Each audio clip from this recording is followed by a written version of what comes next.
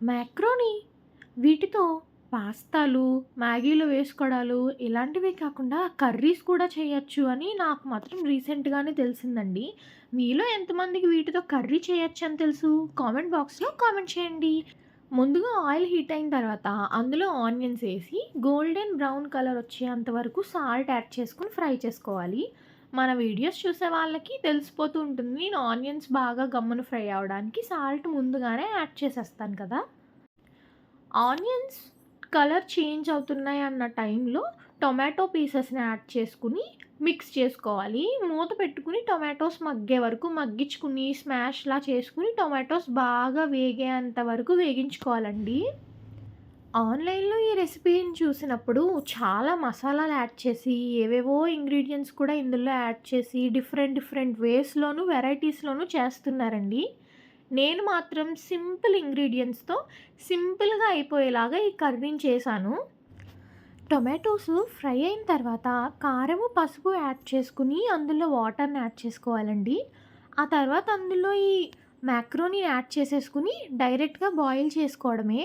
అప్పుడే ఫ్లేవర్స్ అన్నీ ఆ మ్యాక్రోనీలోకి వెళ్తాయి అని నేను ఈ విధంగా చేశానండి. కానీ ఆన్‌లైన్‌లో ముందుగానే మ్యాక్రోనీని బాయిల్ చేసేసి తీసి పెట్టుకుని లాస్ట్‌లో యాడ్ చేసుకుంటున్నారు. అప్పుడు ఫ్లేవర్స్ అన్నీ అందులో అంతగా పడతాయి అని నేను అనుకోవట్లేదు.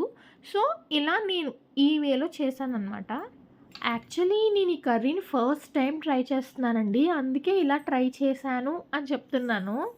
మీరందరూ కూడా ఈ కర్రీని ఫస్ట్ టైమే ట్రై చేయడం అయితే ఒకసారి ఈ వేని ప్రిపేర్ చేసి చూడండి. చాలా ఈజీగా అయిపోతుందండి. ఎలాంటి మసాలాలు, ఎలాంటి హడావిడులు కూడా ఉండవు. ఈజీగా, సింపుల్‌గా, టేస్టీగా అయిపోతుంది. మ్యాక్రోని ఇలా సెమీ బాయిల్ అయిన తర్వాత ఒకసారి బాగా మిక్స్ చేసుకోకపోతే అడుగు పట్టేసే ఛాన్సెస్ చాలా ఎక్కువ ఉంటాయండి మ్యాక్రోనీకి.